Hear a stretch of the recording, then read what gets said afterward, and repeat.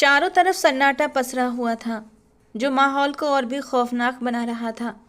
थोड़ी थोड़ी देर में खतरनाक जानवरों की जोरदार दहाड़ें सुनाई दे रही थीं। उसने इससे पहले कभी ऐसे हालात का सामना नहीं किया था। रात के सन्नाटे में गाड़ी तेज रफ्तार से जंगल के बीचों बीच दौड़ रही थी। सफर को काफी वक्त बीत चुका था, लेकिन मंजिल अब भी दूर लग रही थी। उसके अंदर इतनी हिम्मत नहीं थी कि आगे बैठे शख्स से पूछ सके कि कहाँ लेकर जा रहे हो। उसे शक होने लगा, क्या उसने सही इंसान पर भरोसा किया था? कहीं ऐसा ना हो वो उसे धोखा दे रहा हो। वो स्वभाव से ही बहुत डरपोक थी। उसका दिल छोटी छोटी बातों से धड़कने लगता था। उसकी माँ हमेशा कहती थी, बाहर की दुनिया बहुत ख़राब है। यही वजह थी कि उसने कभी इतने लंबे सफ़र का सामना नहीं किया था। माँ की बातें याद कर उसका मन भर आया। वो तो माँ की मदद करना चाहती थी, उनके लिए एक बेहतर ज़िंदगी बनाना चाहती थी, लेकिन शायद किस्मत को कुछ और ही मंजूर था। माँ के गुजर जाने के बाद वो खुद को बेहद अकेला महसूस करती थी। उन्हीं यादों में डूबे डूबे उसकी आंख लग गई थी। आद्विक ने पीछे मुड़कर उस लड़की को देखा जो कितनी बेफिक्री से सो रही थी। उसे बड़ी हैरानी हुई थी उसे देखकर। कोई भी समझ सकता था कि वो मासूम और थोड़ी बेवकूफ़ थी। हर किसी पर फौरन भरोसा कर लेना उसकी कमजोरी थी। इस वक्त भी वो कितनी बेफिक्री से किसी अनजान शख्स के साथ गाड़ी में बैठी सो रही थी। अगर उसकी जगह कोई और लड़की होती तो शायद इतना बड़ा जोखिम कभी न लेती। अगली सीट पर बैठे व्यक्ति ने एक नज़र उस पर डाली और फिर ड्राइवर को निर्देश दिया, राजू गाड़ी तेज चलाओ, हमें सुबह होने से पहले हवेली पहुंचना है। उसकी आवाज़ में एक रौब और गहराई थी जो उसकी शख्सियत से मेल खा रही थी। कई दिनों की थकावट उसकी आंखों में साफ झलक रही थी। वो सोना नहीं चाहता था, लेकिन नींद से लड़ पाना अब उसके लिए मुमकिन नहीं था। धीरे धीरे उसकी आंखों में भी नींद आ गई थी और वो बंद हो गई। राजू, जो हवेली वालों का पुराना और भरोसेमंद ड्राइवर था, तेजी से गाड़ी चलाने लगा। उसे रास्तों की अच्छी से समझ थी, इसीलिए रात में गाड़ी चलाना उसके लिए कोई मुश्किल नहीं था। और फिर अपनी मंजिल पर आकर गाड़ी एक झटके के साथ रुकी थी। उसकी आंख खुली तो देखा गाड़ी एक बड़ी हवेली के सामने खड़ी थी। अगली सीट पर बैठा शख्स आद्विक शायद उसके जागने का इंतजार कर रहा था। वो चुपचाप दरवाज़ा खोलकर बाहर निकल गया। वो भी डरते डरते गाड़ी से बाहर आई थी। सामने का दृश्य देखकर उसे अपनी गलती का एहसास हुआ था। दिल में घबराहट आई, सोचने लगी, क्या ये सब मेरे लिए सही फैसला था? उसे किसी अजनबी पर यूं भरोसा नहीं करना चाहिए था। उसका दिल बार बार यही कह रहा था कि वो वाकई बहुत बेवकूफ़ है। इस ख्याल के साथ उसकी आंखें भर आईं। उसकी माँ की यादें एक एक करके उसे घेरने लगीं। आज से पहले उसकी ज़िंदगी कितनी सुकून से भरी थी। मुस्कान, उठ जाओ बेटा, और कितना सोओगी? अगर ऐसे ही सोती रही तो कॉलेज के लिए लेट हो जाओगी। माँ ने प्यार भरी डांट के साथ उसे जगाया। माँ जल्दी जल्दी कमरे की चीज़ें समेटते हुए उसे समझा भी रही थीं। आधी सोई आधी जागी हालत में वो वॉशरूम की तरफ बढ़ गई। थोड़ी देर बाद वो तैयार होकर आई तो माँ टेबल पर नाश्ता लगा रही थीं। जल्दी से आकर नाश्ता कर लो, आज तुम्हारे कॉलेज का पहला दिन है। निशा के साथ ही रहना, दूसरी लड़कियों से ज़्यादा बात करने की ज़रूरत नहीं है, और छुट्टी के बाद सीधे निशा के साथ ही वापस आना। मुस्कान नाश्ता करते हुए चुपचाप अपनी माँ की नसीहतें सुन रही थी। वो जानती थी उसकी माँ उसे लेकर कितनी चिंतित रहती हैं। उसकी माँ का सपना था कि मुस्कान को पढ़ा लिखा कर एक कामयाब इंसान बनाए, और इसके लिए वो खुद दिन रात मेहनत करती थीं। नाश्ता ख़त्म करने के बाद मुस्कान माँ के पास आकर बैठ गई। उसकी माँ बड़े प्यार से उसके लंबे घने बालों को सुलझा रही थी। उन्हीं की ख्वाहिश पर मुस्कान ने इतने लंबे बाल रखे थे, वरना वो तो कब का इन्हें छोटा करा चुकी होती। लंबे बालों की देखभाल करना उसे बहुत मुश्किल लगता था, लेकिन माँ की खुशी के लिए वो ये सब झेलती रही। तभी दरवाजे पर घंटी बजी। मुस्कान जल्दी से अपनी चीज़ें समेट कर दरवाजे की तरफ बढ़ी। निशा दरवाजे पर खड़ी उसका इंतजार कर रही थी। मुस्कान ने माँ को अलविदा कहा और निशा के साथ कॉलेज के लिए निकल पड़ी। माँ ने अपनी बेटी को भगवान के सहारे छोड़ा और घर के कामों में लग गईं। घर की सफाई करने के बाद उन्होंने कपड़ों का ढेर उठाकर सिलाई का काम करना शुरू कर दिया। सर्दियों का मौसम था और बुटीक से उन्हें ढेरों ऑर्डर मिले थे। माँ पिछले कई दिनों से इसे पूरा करने में लगी हुई थी। उनके हाथों की सफाई और काम में उनकी महारत देखते ही बनती थी। काम करते करते उनकी कमर में तेज दर्द होने लगा था। सिलाई मशीन पर सारा दिन बैठने के कारण ये दर्द अब उनकी ज़िंदगी का हिस्सा बन चुका था। मुस्कान हमेशा उन्हें डॉक्टर के पास जाने की सलाह देती, लेकिन उसकी माँ हर बार मुस्कान को बड़ी सहजता से मना कर देती। प्राइवेट हॉस्पिटल का खर्चा बहुत आता है बेटा, हम उसे नहीं उठा सकते। इसके बजाय वो मोहल्ले के एक छोटे से हकीम से दवा लेती रहीं, जो थोड़ी देर के लिए आराम जरूर देती थी, लेकिन कुछ दिनों बाद दर्द फिर लौट आता। माँ ने अपनी तकलीफ़ों को मुस्कान से हमेशा छिपाया, क्योंकि उनके लिए मुस्कान की खुशी और पढ़ाई सबसे ज़्यादा मायने रखती थी। लेकिन उनकी चेहरे की थकान और दर्द को देखकर मुस्कान का दिल भारी हो जाता। वो अपनी माँ के लिए कुछ करना चाहती थी, उन्हें उस दर्द से आज़ाद करना चाहती थी जिसे वो चुपचाप सह रही थी। हालांकि हकीम साहब ने कई बार समझाया था कि किसी बड़े डॉक्टर को दिखा लो, लेकिन वो हमेशा उन्हें टाल देती। कि तभी घंटी की आवाज़ आई। वो अपना काम छोड़कर दरवाज़ा खोलने चली गईं। सामने निशा की माँ खड़ी थीं। वो उनके पड़ोस में रहती थीं और अक्सर अपना समय यहीं बिताती थीं। निशा उनकी इकलौती बेटी थी, जो मुस्कान के साथ ही पढ़ती थी। बचपन में ही मुस्कान और निशा के बीच गहरी दोस्ती हो गई थी। जब भी मुस्कान की माँ किसी काम से बाहर जाती तो मुस्कान निशा के घर ही रहती थी। निशा की माँ उसे अपनी सगी बेटी की तरह मानती थीं। साधना जी, मैं तो कहती हूँ एक बार किसी बड़े डॉक्टर को दिखा लो। आपकी कमर का दर्द अब नॉर्मल बात नहीं रही। मेरे साथ सरकारी अस्पताल चलिए। निशा की माँ ने काम में मदद करते हुए साधना से कहा था। साधना जी एक कमीज में टाँका लगाते हुए मुस्कुराईं।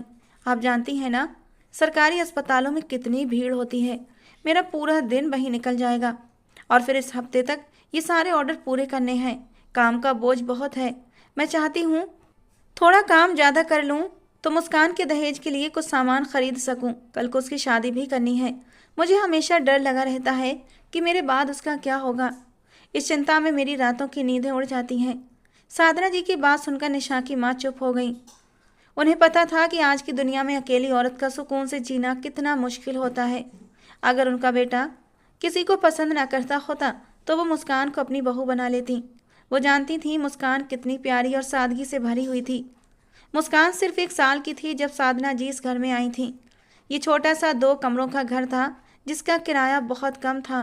पति के गुजर जाने के बाद अपने पति के साथ यहीं आ बसी थीं। शुरू शुरू में ज़िंदगी बहुत कठिन थी, लेकिन उनकी खुशकिस्मती थी कि उन्हें इतने अच्छे पड़ोसी मिले।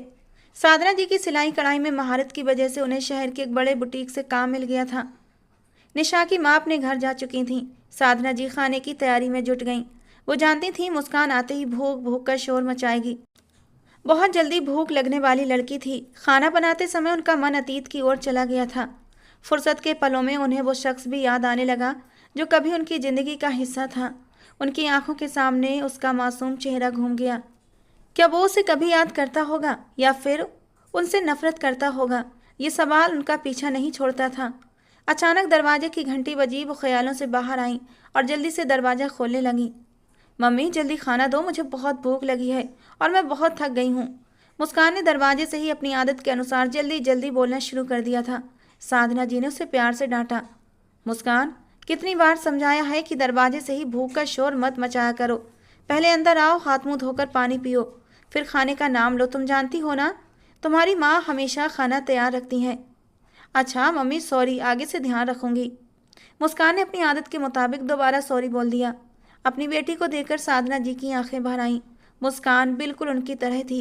उसकी हर हरकत उन्हें अपनी जवानी के दिनों की याद दिला देती थी।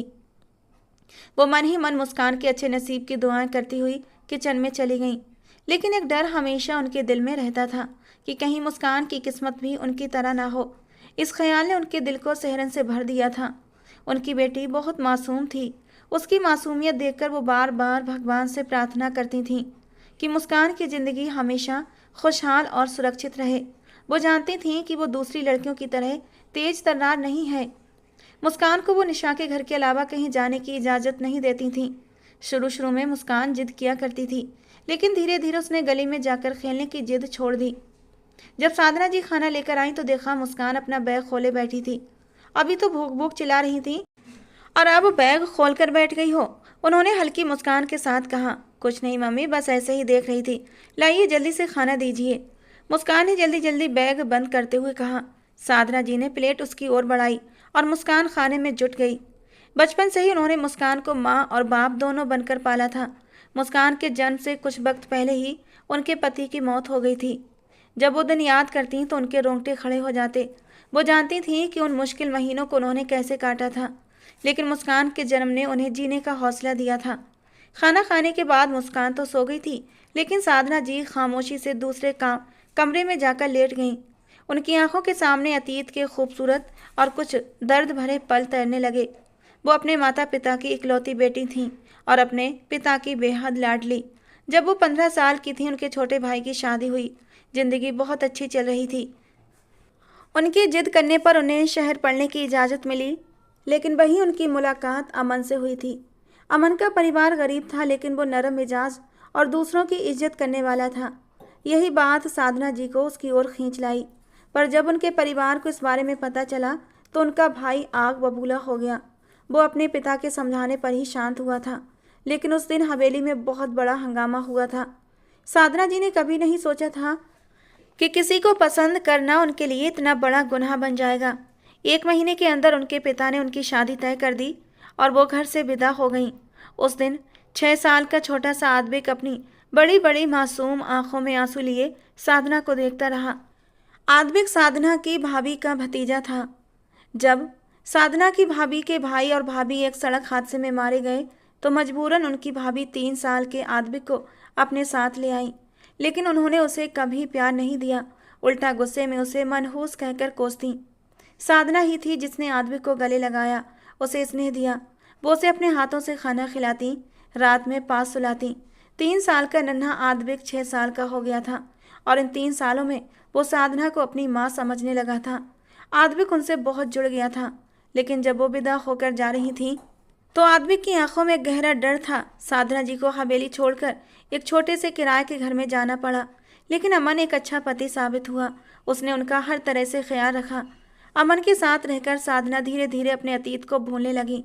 हाँ, कभी कभी आद्विक की याद आती तो उनकी आंखें भर जाती, लेकिन वो खुद को समझाती, वो बच्चा है, धीरे धीरे मुझे भूल जाएगा और अपनी ज़िंदगी में आगे बढ़ जाएगा।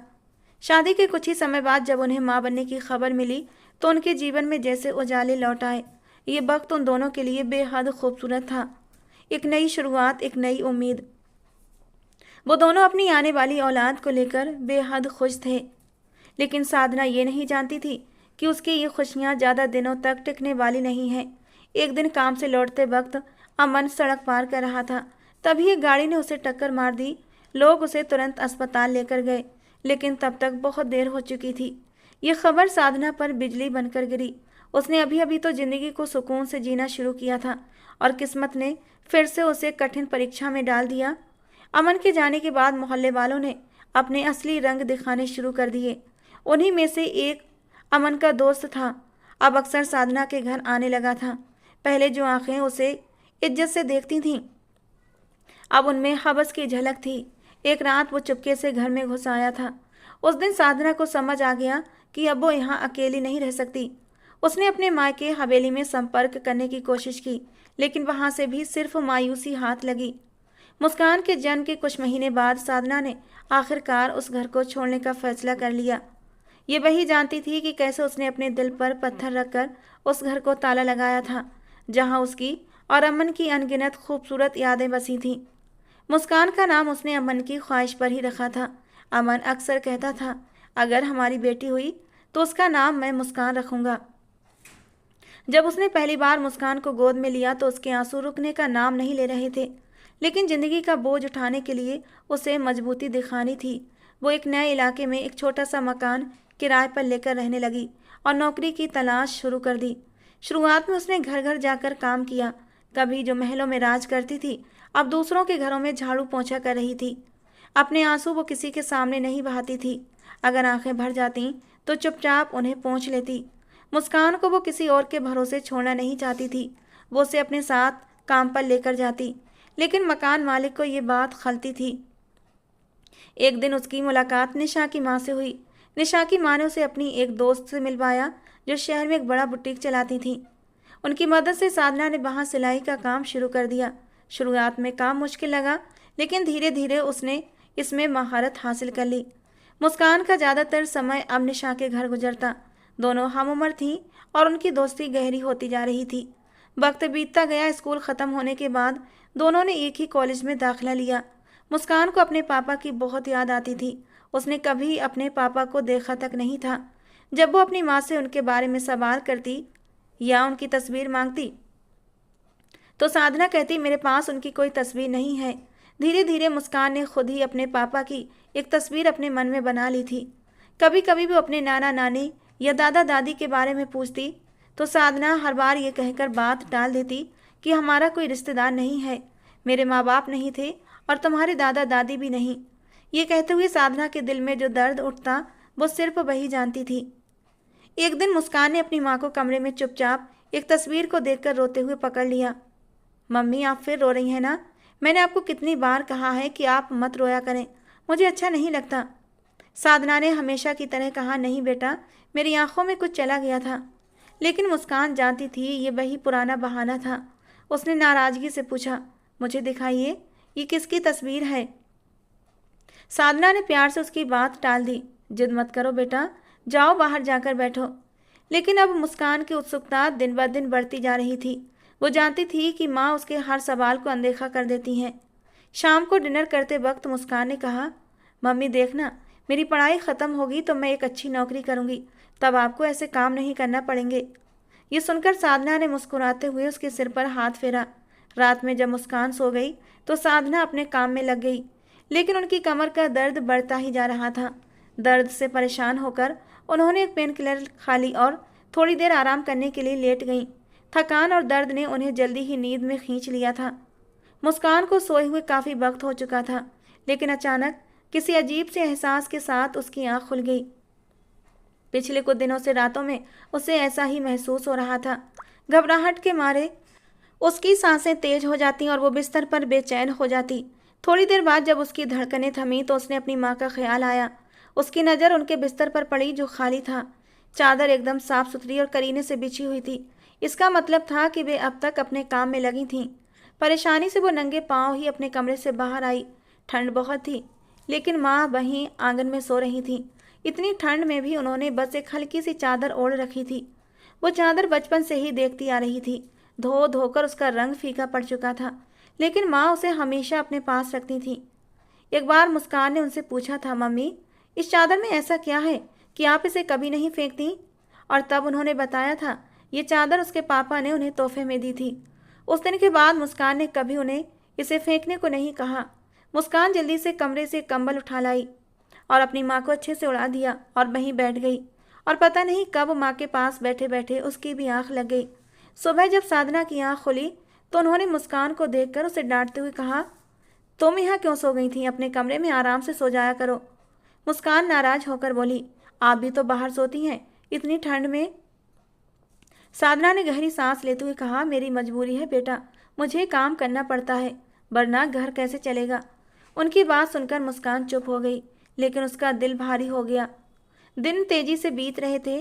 मुस्कान के एग्जाम अब नज़दीक थे और वो पढ़ाई में बिजी हो गई थी।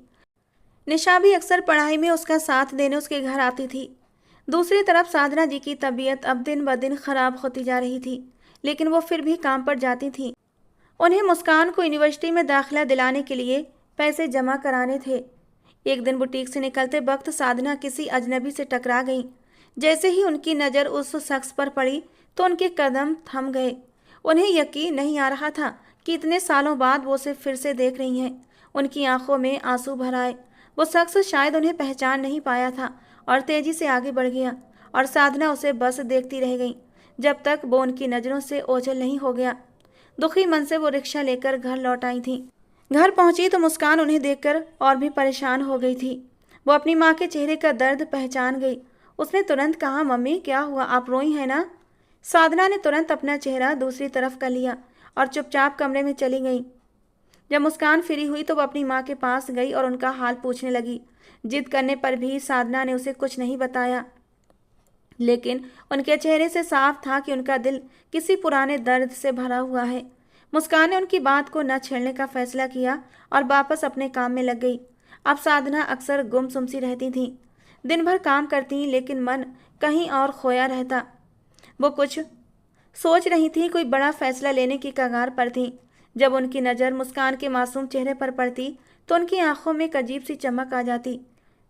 एक दिन उन्होंने मुस्कान से पूछा, बेटा तुम्हारा रिजल्ट कब आएगा और यूनिवर्सिटी में दाखिले का क्या सोचा? मुस्कान ने उत्साहित होकर जवाब दिया, बस मम्मी, सब प्लान हो जाएगा, फिक्र मत करें। लेकिन साधना की नज़रों में गहरी चिंता थी। मुस्कान समझ गई थी कि उनकी माँ कुछ छिपा रही है। लेकिन उसने उनसे कुछ पूछने की बजाय उनका साथ देने का फैसला किया। उसी रात जब सब सो चुके थे, साधना अपने कमरे में चुपचाप बैठी रही। उनकी आंखों में बीते वक्त की तस्वीरें तैर रही थीं। उन्होंने खुद से एक वादा किया और मुस्कान के लिए अपने दिल को मजबूत कर लिया। साधना ने फिर से उस तस्वीर को अपने हाथों में लिया और गहरी सांस भरते हुए उसे देखने लगी। उनकी आंखों में एक अजीब सी चमक थी। वो उस तस्वीर को तब से ही निहार रही थी जब उन्होंने पहली बार आद्विक को बुटीक में देखा था। ये वही था छोटा सा बच्चा जिसे वो अब तक भुला नहीं पाई थी। पता नहीं उसके साथ कैसा रिश्ता बन गया था। जब से हवेली छोड़ी थी तब से एक पल के लिए भी आद्विक को भूली नहीं थी और आज उसे देखते ही पहली नज़र में ही पहचान गई थी, क्योंकि उसके कान के नीचे गर्दन पर वही निशान था, वही निशान जो उनकी भाभी ने कभी गर्म चिमटे से उसे जलाकर दिया था। तब वो छोटा सा बच्चा रो रो कर तड़प रहा था। उस दिन साधना ने उसे अपनी गोद में समेटा था और भाभी को डांटते हुए कहा था, आपको तरस नहीं आता? एक छोटे से बच्चे पर इतना जुल्म क्यों करती हैं? उन्होंने आद्विक के जख्म पर मरहम लगाया था और वो निशान उनकी यादों में हमेशा के लिए बस गया था। आज उसी निशान ने उनकी पुरानी यादों का दरवाज़ा खोल दिया था। उन्होंने तस्वीर वापस उसकी जगह पर रख दी और तय कर लिया कि मुस्कान की जिम्मेदारी अब आद्विक को सौंप देंगी। ये सोचकर उनके दिल को सुकून मिला और लंबे समय के बाद उन्होंने राहत की सांस लेते हुए आंखें मूंद लीं। लेकिन किस्मत ने साधना के लिए एक और मुश्किल मोड़ रख छोड़ा था। उनकी तबीयत दिन ब दिन बिगड़ रही थी। आखिरकार ज़्यादा परेशानी के बाद वो डॉक्टर के पास गईं। वहाँ जो पता चला उसे सुनकर उनके पैरों तले से ज़मीन खिसक गई। डॉक्टर ने कहा, आपको लास्ट स्टेज का कैंसर है, आपके पास वक्त बहुत कम बचा है। साधना ने अपने आंसुओं को रोकने की कोशिश की, लेकिन उनका दिल मानने को तैयार नहीं था। वो मुस्कान को अकेला छोड़ने के ख्याल से ही टूट गईं। लेकिन तभी उन्हें आद्विक की याद आई। पता नहीं क्यों उसकी मौजूदगी ने उनकी चिंताओं को थोड़ा कम कर दिया। उन्होंने फैसला किया कि वो अपनी बेटी मुस्कान का सहारा आद्विक को बनाएंगी। उन्होंने एक रात साहस जुटाकर हवेली फ़ोन किया। उनका दिल तेजी से धड़क रहा था। वो मन ही मन भगवान से प्रार्थना कर रही थी कि आद्विक से बात हो जाए। किस्मत ने उनका साथ दिया और फ़ोन आद्विक तक पहुंच गया। दूसरी तरफ जैसे ही आद्विक ने उनकी आवाज़ सुनी, वो पत्थर का सा हो गया था। इतने सालों बाद भी उसने उन्हें तुरंत पहचान लिया था। उसकी आवाज़ काँप रही थी। आंटी, आप कहाँ थीं? मैंने आपको कहाँ कहाँ नहीं ढूंढा। प्लीज़ मुझे अपना पता बताइए, मैं अभी आपके पास आ रहा हूँ। लेकिन साधना ने उसे टोक दिया, नहीं बेटा, अभी नहीं, मैं तुमसे जल्दी ही मिलने आऊँगी। तुम मेरी बात मानो, मैं बस अभी खैरियत से हूँ और तुमसे बात करके और भी सुकून से हो गई हूँ। आद्विक ने बहुत जोर दिया, लेकिन उन्होंने गोलमोल जवाब देकर फ़ोन रख दिया। उस रात साधना ने आद्विक से मिलने का पक्का फैसला किया। कुछ दिनों बाद उन्होंने उसे बुटीक में बुलाया जहां वो काम करती थीं। जब वो बाहर निकली तो उन्होंने आद्विक को गाड़ी से टेक लगाए खड़ा पाया। उसे देखकर उनकी आंखें भर आईं। आद्विक तेजी से उनके पास गया और उनके सीने से लग गया। इतने सालों का दर्द जैसे एक ही पल में बह गया। अब आप मेरे साथ हवेली चलिए, मैं आपकी एक नहीं सुनूंगा। साधना ने शांत स्वर में कहा, नहीं बेटा, वो हवेली, वो दौलत सब तुम्हारी है। मुझे उसे छोड़े बहुत वक्त हो गया है, अब सब कुछ तुम्हारा है। आद्विक ने उनकी बात काटते हुए कहा, ऐसा मत कहें आंटी, वो हवेली आपकी है। 5 साल पहले दादाजी भी मुझे छोड़कर चले गए। बुआ और फूफा जी तो आपके जाने के 3 साल बाद ही एक रोड एक्सीडेंट का शिकार हो गए थे। मैं अकेला तन्हा जिंदगी गुजार रहा हूँ। आपको बहुत याद करता था। दादाजी ने मरने से पहले वसीयत बनाई थी। उन्होंने सब कुछ आपके और मेरे नाम किया है, लेकिन मैं जानता हूँ इस सारी दौलत पर सिर्फ और सिर्फ आपका हक है। इस हवेली की वारिस आप हैं, मैं तो कुछ भी नहीं हूँ। मैंने कहाँ कहाँ आपको तलाश नहीं किया, आपकी बहुत याद आती थी। उसके परिवार पर इतनी मुसीबतें आ गई, यहाँ तक कि उसका सारा परिवार ख़त्म हो गया था। जानकर उसे बहुत दुख हुआ था। आंखों से आंसू बहने लगे। आद्विक भी रो रहा था। साधना ने उसे चुप कराते हुए कहा, गुजरे वक्त को भूल जाओ बेटा, वो बस हमें दुख देगा। उन्होंने आद्विक को अपनी बेटी मुस्कान के बारे में बताया। मेरी एक बेटी है मुस्कान, बहुत प्यारी है, लेकिन थोड़ी जिद्दी भी। वादा करो मेरे जाने के बाद तुम उसका ख्याल रखोगे, उस पर कभी गुस्सा मत करना। मैंने आज तक उसे डांटा नहीं है। आद्विक की आंखों में दर्द झलकने लगा। आंटी, आप ऐसी बातें क्यों कर रही हैं?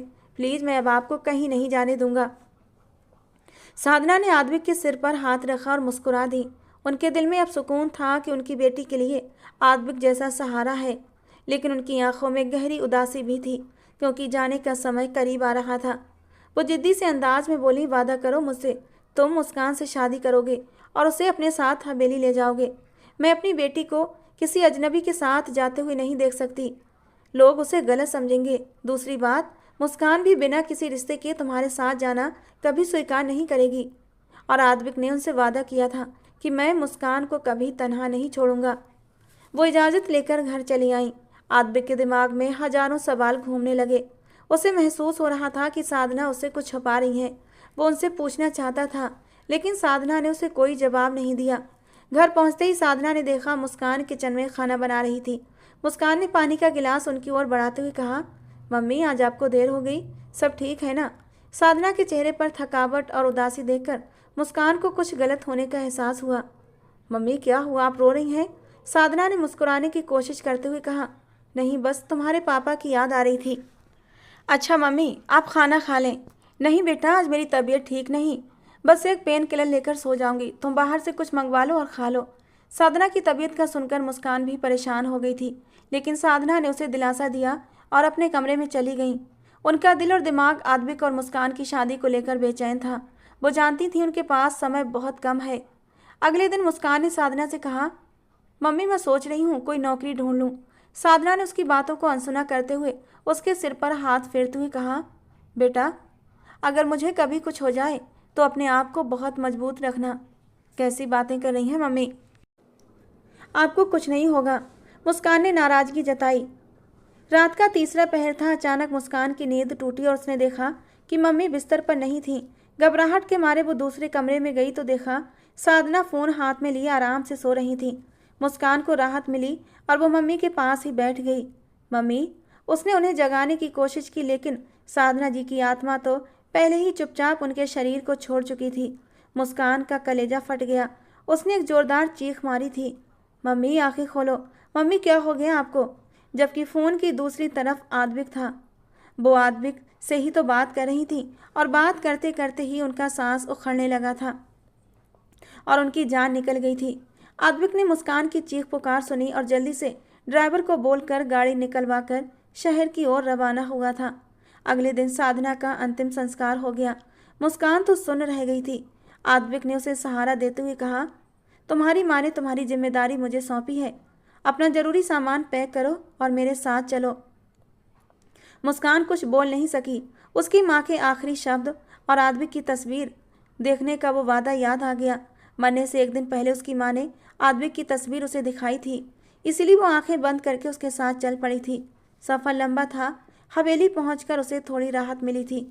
कुछ दिन बाद आद्विक ने उसे एक पत्र दिया। ये तुम्हारी माँ का खत है, उन्होंने मुझे इसे देने को कहा था, इसे पढ़ लो और अपना फैसला सुना दो। ये कहकर आद्विक बाहर चला गया। मुस्कान ने खत कांपते हाथों से खोला और जैसे जैसे उसकी आंखें लिखे हुए शब्दों पर दौड़ती गईं, आंसू उसके गालों पर बहने लगे। खत में लिखा था, मैं तुम्हें बताना नहीं चाहती थी, लेकिन अब ये सच छुपाना मुमकिन नहीं। मैं एक खतरनाक बीमारी से जूझ रही हूँ। मुझे तुमसे अलग होना पड़ेगा, इसलिए मैंने आद्विक को तुम्हारे लिए चुना है।